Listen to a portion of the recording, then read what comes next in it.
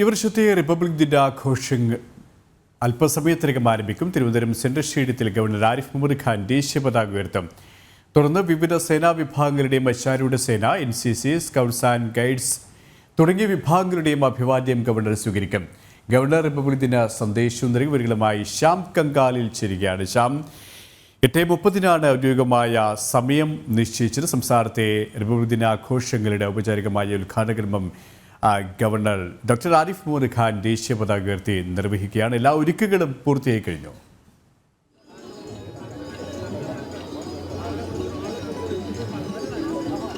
KP, central സ്റ്റേഡിയത്തിലെ ഒരുക്കങ്ങളെല്ലാം ഏകദേശം പൂർത്തിയായിരിക്കുകയാണ്. പോലീസിൻ്റെ അവസാനഘട്ട സുരക്ഷാ ക്രമീകരണങ്ങൾ അത് നിരീക്ഷിക്കുന്ന ഒരു ചുമതലയാണ് ഇപ്പോൾ നടക്കുന്നത്. എന്തായാലും അല്പസമയത്തിനകം 8:50 തിരുവനന്തപുരം സെൻട്രൽ സ്റ്റേഡിയത്തിൽ ഈ റിപ്പബ്ലിക് ദിനാഘോഷ ചടങ്ങുകൾക്ക് തുടക്കമാകും. 8:50 ഗവർണർ ആരിഫ് മുഹമ്മദ് ഖാൻ ഈ ദേശീയ പതാക ഉയർത്തുന്നതോടുകൂടി ആണ് ഒരാഴ്ച നീണ്ടു നിൽക്കുന്ന റിപ്പബ്ലിക് ദിന ആഘോഷ ചടങ്ങുകൾക്ക് തുടക്കമാകുക. എന്തായാലും അല്പസമയത്തിനകം ഗവർണർ വേദിയിലേക്ക് എത്തും. 8:30 വേദിയിൽ ഈ VIP ലോഞ്ചിലുള്ള എല്ലാ ആളുകളുടെയും സീറ്റിംഗ് ഉറപ്പാക്കുക എന്നാണ് പോലീസ് നിർദ്ദേശിച്ചിട്ടുള്ളത്. ആ നിർദ്ദേശം കൃത്യമായി പാലിച്ചുകൊണ്ട് എല്ലാവരും 8:30 തന്നെ വേദിയിൽ സന്നിഹിതരാകണമെന്നും നേരത്തെ തന്നെ അറിയിച്ചിരുന്നു.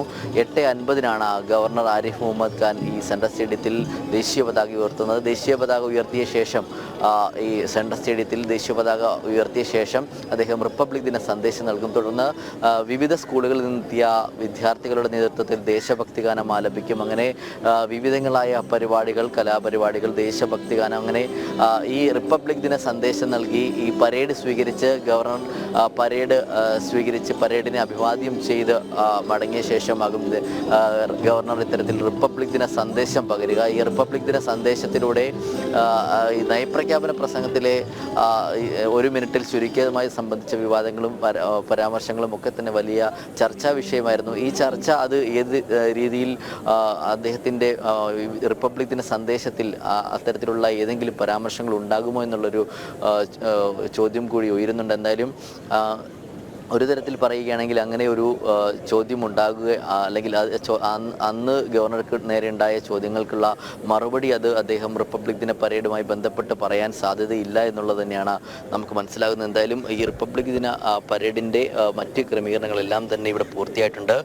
വിവിധ പ്ലറ്റൂണുകളിലായിട്ട് നിരവധി സേനകളാണ്, അതായത് NCC കേഡറ്റുകളും സ്കൗട്ട് ആൻഡ് ഗൈഡ്സും ഒപ്പം തന്നെ സ്കൂളിൽ നിന്നുള്ള വിവിധ ഈ കുട്ടികളുടെ നേതൃത്വത്തിലുള്ള സ്കൗട്ട് ആൻഡ് ഗൈഡ്സ് പോലുള്ള സംഘടനകളും ഒപ്പം തന്നെ പോലീസിൻ്റെ തന്നെ വുമൺ ബറ്റാലിയനും അടക്കമുള്ള IRBയും വനിതാ സേനയും അശ്വാരൂഢ സേനയും അടക്കമുള്ളവർ ഈ പ്ലറ്റൂണിൽ അണിനിരക്കും. എന്തായാലും 8:50 തന്നെയാണ് ഇത്തരത്തിലൊരു 8:50 തന്നെയാണ് ഔദ്യോഗികമായ ഈ പരിപാടികൾക്ക് തുടക്കമാകും. ഒപ്പം ഒരാഴ്ച നീണ്ടു നിൽക്കുന്ന ആഘോഷ പരിപാടികളാണ്. എന്തൊക്കെയാണ് ഈ ഒരു ആഘോഷത്തിന് മാറ്റുകൂട്ടുക?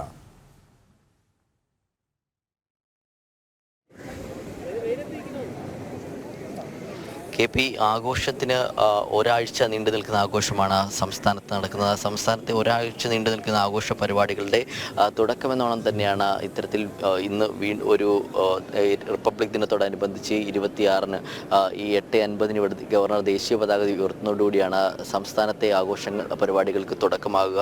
എന്തായാലും നമുക്കറിയാം, ഈ മുൻപ് സ്വാതന്ത്ര്യ ദിനത്തിനൊക്കെ ഉള്ള പോലെ തന്നെ ഈ പരേഡ് സ്വീകരിച്ച ശേഷം ഗവർണർ പതാക ഉയർത്തുന്ന സാഹചര്യത്തിൽ ഭാരതീയ വായുസേനയുടെ പുഷ്പവൃഷ്ടി ഹെലികോപ്റ്ററിൽ ഉണ്ടാകുമെന്നാണ് നമുക്ക് അറിയാൻ കഴിയുന്നത്.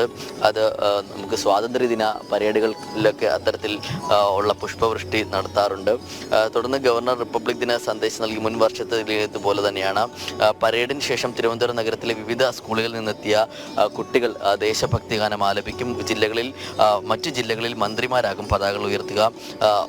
ഒരു കാര്യം പ്രധാനമായും ഉള്ളത്, ഈ തവണയും റിപ്പബ്ലിക് ദിന പരേഡിലും മറ്റുമായി റിപ്പബ്ലിക് ദിന ആഘോഷങ്ങൾക്കായിട്ട് ഹരിത പ്രോട്ടോകോൾ പാലിക്കണമെന്ന നിർദ്ദേശം വന്നിട്ടുണ്ട്. അതുകൊണ്ട് തന്നെ ഈ ഹരിത പ്രോട്ടോകോൾ പാലിച്ചാകും ഈ നിലവിലെ റിപ്പബ്ലിക് ദിന ആഘോഷങ്ങൾ നടക്കുക. പ്ലാസ്റ്റിക് ഉൽപ്പന്നങ്ങളോ പ്ലാസ്റ്റിക് ഉപയോഗിച്ച് നിർമ്മിച്ച ദേശീയ പതാകകളോ ഒന്നും തന്നെ റിപ്പബ്ലിക് ദിന പരേഡിൽ അനുബന്ധിച്ച ആഘോഷ പരിപാടികളിൽ ഉപയോഗിക്കാൻ പാടില്ല എന്നൊരു നിർദ്ദേശം മുന്നോട്ട് വന്നിട്ടുണ്ട്. ഈ വർഷത്തെ റിപ്പബ്ലിക് ദിനാഘോഷം ആഘോഷങ്ങൾക്ക് ഏതായാലും സെൻട്രൽ സ്റ്റേഡിയം തിരുവനന്തപുരം സെൻട്രൽ സ്റ്റേഡിയത്തിൽ 8:50 അല്പസമയത്തിനകം ചടങ്ങുകൾ ആരംഭിക്കും. പോലീസ് അവസാനഘട്ട പരിശീലനമെല്ലാം പൂർത്തിയാക്കിക്കൊണ്ട് സെൻട്രൽ സ്റ്റേഡിയത്തിൽ വിവിധ പ്ലട്ടൂണുകളിലായി തന്നെ അണിനിരന്നിട്ടുണ്ട്. ഒപ്പം തന്നെ തുടർന്ന് വിവിധ സേനാ വിഭാഗങ്ങളുടെ അശ്വാരൂഢ സേന, NCC, scout and guides, students police cadet അടക്കം തുടങ്ങിയ വിഭാഗങ്ങളുടെയും അഭിവാദ്യം ഗവർണർ സ്വീകരിക്കും. ഈ പോലീസിൻ്റെ വിവിധ സേനകൾ ഒഴികെയുള്ള ഈ കുട്ടികളുടെ സ്കൗട്ട് ആൻഡ് ഗൈഡ്സും NCC അടക്കമുള്ള സ്റ്റുഡൻസ് പോലീസ് കേഡറ്റ് അടക്കമുള്ള വിവിധ സേനാ വിഭാഗങ്ങളുടെയും കേഡറ്റുകൾ തുടങ്ങിയ വിഭാഗങ്ങളുടെയും അഭിവാദ്യം ഗവർണർ സ്വീകരിക്കും. ഗവർണർ അഭിവാദ്യം സ്വീകരിച്ച ശേഷമാകും ഈ വർഷത്തെ റിപ്പബ്ലിക് ദിന സന്ദേശം നൽകുക.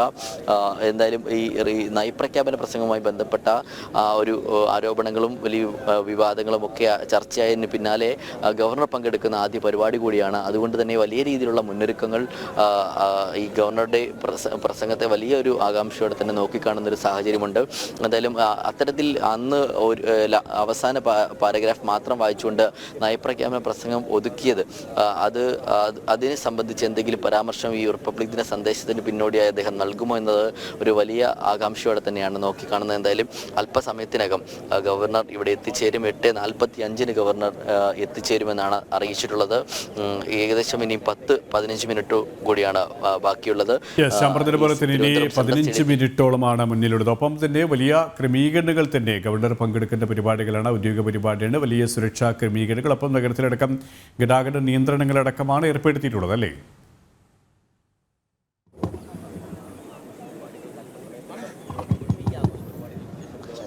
തീർച്ചയായും KP ഗതാഗത നിയന്ത്രണം സംബന്ധിച്ച് പോലീസ് വലിയ രീതിയിലുള്ള ക്രമീകരണങ്ങൾ ഒരുക്കിയിട്ടുണ്ട്. അതുകൊണ്ട് തന്നെ മറ്റ് ഗതാഗത സംവിധാനങ്ങളെ ഒന്നും ബാധിക്കാത്ത തരത്തിൽ, അതായത് പൊതുഗതാഗതം ഒരു തരത്തിലും തടസ്സപ്പെടാത്ത രീതിയിലുള്ള ക്രമീകരണങ്ങൾ പോലീസിൻ്റെ ഭാഗത്തുനിന്ന് ഏർപ്പെടുത്തിയിട്ടുണ്ട്. ഇപ്പോൾ നമുക്ക് ദൃശ്യങ്ങളിൽ കാണാൻ സാധിക്കും ഓരോ പ്ലറ്റൂണുകൾ, അതായത് പ്ലറ്റൂണുകൾ ഈ മൈതാനത്തേക്ക് പരേഡിന് വേണ്ടി അണിനിരക്കുന്ന ദൃശ്യങ്ങളാണ് നമ്മൾ കാണുന്നത്. എന്തായാലും ഈ KP സൂചിപ്പിച്ചതുപോലെ ഗതാഗത നിയന്ത്രണം ഏർപ്പെടുത്തിയിട്ടുണ്ടെങ്കിലും അത് കന്റോൺമെന്റ് ഗേറ്റ് സെക്രട്ടേറിയറ്റ് പരിസരത്തും മാത്രമാണുള്ളത്. ഈ സെക്രട്ടേറിയറ്റിന്റെ പരിസരത്തു നിന്നും പ്രസ് ക്ലബ് റോഡ് വഴിയുള്ള ഗതാഗതം മാത്രമാണ് കുറച്ചു ഭാഗത്ത് പോലീസ് നിയന്ത്രിക്കുന്നത്. പക്ഷേ ഒരു തരത്തിലുള്ള തടസ്സം, വഴിതിരിച്ചുവിടുന്ന അങ്ങനെയുള്ള തടസ്സങ്ങളൊന്നും തന്നെ ഗതാഗത സംവിധാനത്തിൽ ഏർപ്പെടുത്തിയിട്ടില്ല. പൊതുഗതാഗതത്തെ ഒരു തരത്തിലും ബാധിക്കാത്ത രീതിയിലുള്ള ക്രമീകരണങ്ങളാണ് പോലീസിന്റെ ഭാഗത്തു നിന്നും ഉണ്ടായത്. എന്തായാലും ഈ വർഷത്തെ റിപ്പബ്ലിക് ദിന ആഘോഷ ചടങ്ങുകൾക്ക് അല്പസമയത്തിനകം തലസ്ഥാന സെൻട്രൽ സ്റ്റേഡിയത്തിൽ തുടക്കമാകും. 8:50 കൃത്യം 8:50 തന്നെ ഗവർണർ ദേശീയ പതാക ഉയർത്തുമെന്നാണ് നമുക്ക് അറിയാൻ സാധിക്കുന്നത്.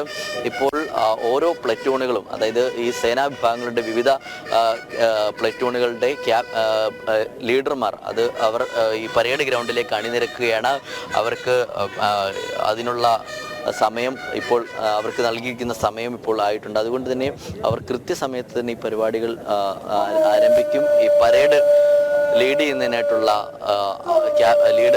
പരേഡ് ലീഡേഴ്സ് എല്ലാവരും തന്നെ ഈ മൈതാനത്തേക്ക് അണിനിരന്നു കഴിഞ്ഞു. ഇനിയും ഈ ലീഡേഴ്സിന്റെ പിന്നിലായിട്ട് ഓരോ പ്ലറ്റൂണുകൾ, അത് വിഭാഗങ്ങളിലെ പ്ലറ്റൂണുകൾ അണിനിരക്കും. തുടർന്നാകും ഓരോ പ്ലറ്റൂണുകൾ, അതായത് ഓരോ സേനാ വിഭാഗങ്ങളുടേതായിട്ടുള്ള പ്ലറ്റൂണുകൾ അത് പരേഡായി വന്ന് ഗവർണർ അഭിവാദിച്ചുകൊണ്ട് ഈ ഗവർണർ ദേശീയ ഉയർത്തിയ ശേഷം ഈ റിപ്പബ്ലിക് ദിന സന്ദേശം നൽകുക എന്നാണ് മനസ്സിലാക്കാൻ കഴിയുന്നത്. എന്തായാലും വലിയ രീതിയിലുള്ള ക്രമീകരണങ്ങൾ, വലിയ സേനാ വിഭാഗങ്ങളുടെ മേധാവികളൊക്കെ തന്നെ ഈ ദക്ഷിണ മേഖലയുടെ തലവന്മാരൊക്കെ അടക്കമുള്ള വായുസേനയുടെയും ഭാരതീയ വായുസേനയുടെയും ആർമിയുടെയും അടക്കമുള്ള നിരവധി സേനാ വിഭാഗങ്ങളുടെ തലവന്മാർ എല്ലാവരും തന്നെ ഇന്ന് ഈ സെൻട്രൽ സ്റ്റേഡിയത്തിൽ ഈ റിപ്പബ്ലിക് ദിന പരേഡ് വീക്ഷിക്കുന്നതിനായിട്ട് എത്തിച്ചേർന്നിട്ടുണ്ട്. ആയിട്ടുള്ള സ്കൂളിലെ SPC, ഒപ്പം തന്നെ students police cadet, scout and guides, NCC അടക്കം സ്കൂളുകളിൽ നിന്നുള്ള വിഭാഗങ്ങളുടെ പ്ലറ്റൂണുകൾ, അല്ലെ ബാൻഡ് മേളം, അങ്ങനെയുള്ള സേനാ വിഭാഗങ്ങളുടെ വിവിധ വിങ്ങുകൾ അത് ഈ പരേഡ് മൈതാനത്തേക്ക് അണിനിരക്കുന്ന കാഴ്ചയാണ്.